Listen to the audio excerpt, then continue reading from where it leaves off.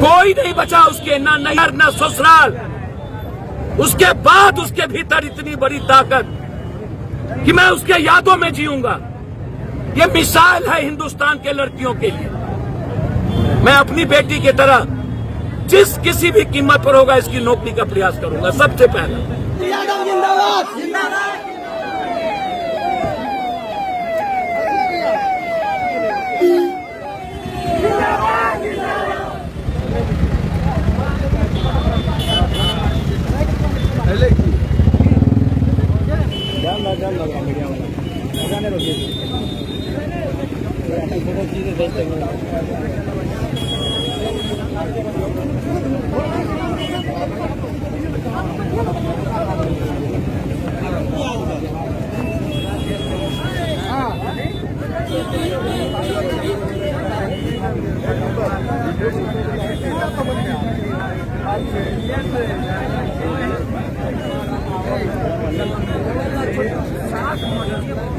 छोटू mobile live में जाना क्यों मारा जिसका कोई कारण नहीं है, कोई घर में नहीं बचा। उसके एक दिन पहले हम रक्सौल में था जहां अरविंद सिंह एक यंग लड़का था जिसकी गोली मार के ड्रग्स माफिया ने मार दिया। उसके एक दिन पहले हम शिवहर में थे जहां दो पासवान लड़कों को मार दिया, दोनों सगे भाई को।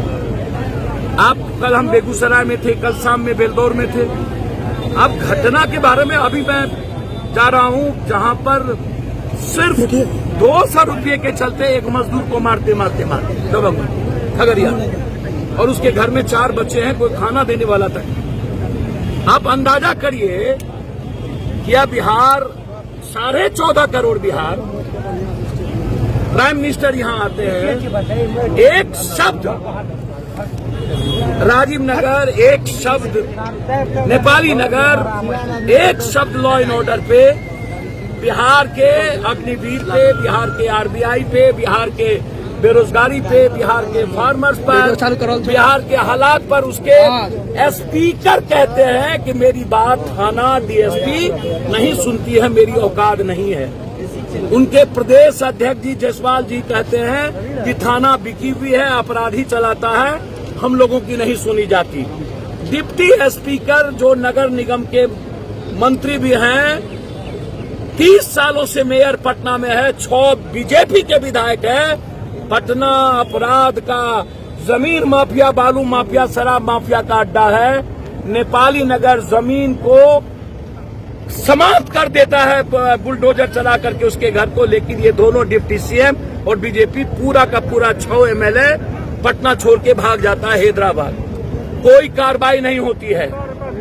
हमें लेट जरूर हुई आने में 3 दिन, क्योंकि लगातार पटना में बुलडोजर चल रहे थे, लगातार पुनपुन में सगे भाई को मार दिया गया।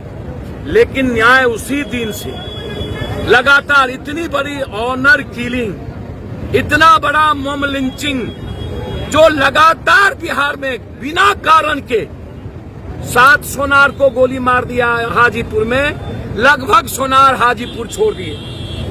7 लड़की को गोली मार दी गई हाजीपुर में।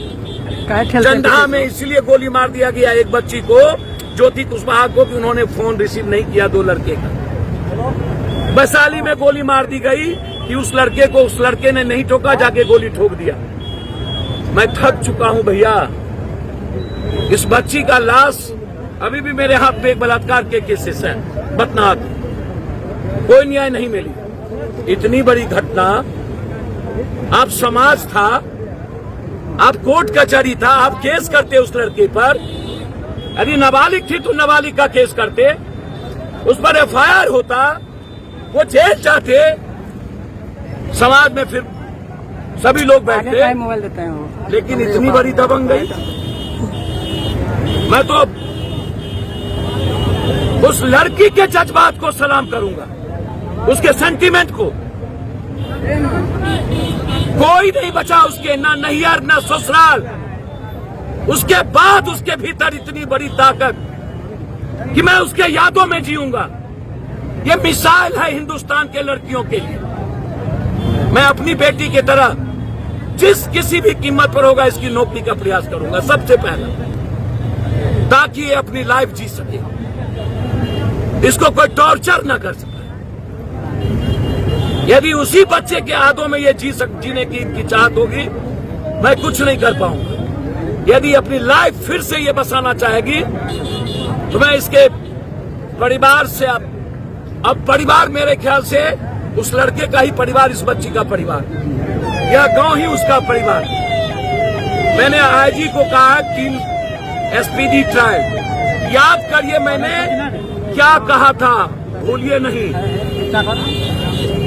वीरनगर के मामले में कोई माय का लाल नहीं रोक सकता, चाहे जिंदा या मुर्दा मैं उसको लाऊं।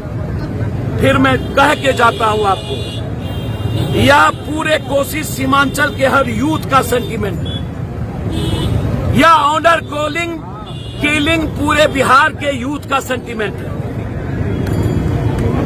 यह सबके भीतर डर बैठाने वाली जो घटना है, यह मेरे लिए चैलेंज है। मैं मुख्यमंत्री से मिलूंगा, एसपीडी ट्रायल के लिए मैं डिस्ट्रिक्ट जज साहब के यहाँ और हाईकोर्ट में इस केस को लेकर बहस कराऊंगा। तिल तिल करके यह जेल में सड़ेगा, ये मैं आपको आज बता देता हूं। जिस तरीके से तरपाया है ने ये बिजली करंट और न खींच के, उससे भी बदतर जिंदगी हम कर देंगे उस परिवार को, उसके मारने वाले। और ये वह बच्ची मेरे लिए प्रकृति रंजन की तरह होगी और मैं पिता के भूमिका में उस बच्ची को दूंगा। और जब तक ये पूरा परिवार जेल के भीतर नहीं जाता है, तब तक चैन से नहीं। बेफिक्र है। पप्पू यादव जिंदाबाद, कैसा हो?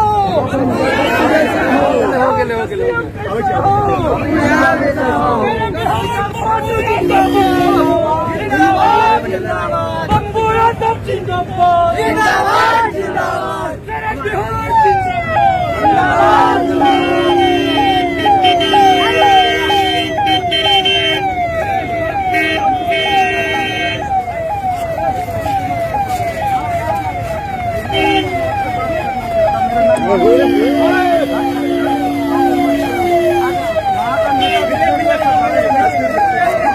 बता दीजिए, आप हमको लिख के दे दीजिए कार्रवाई।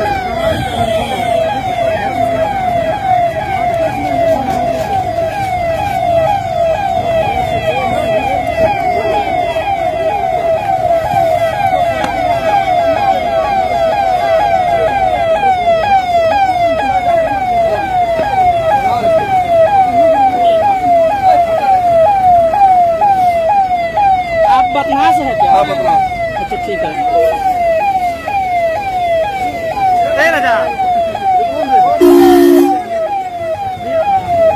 घेर लिया।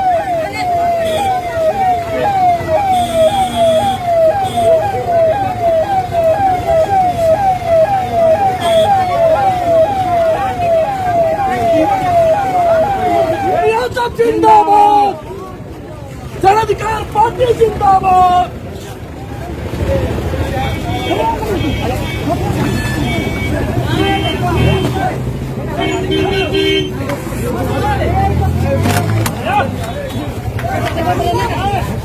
उस पर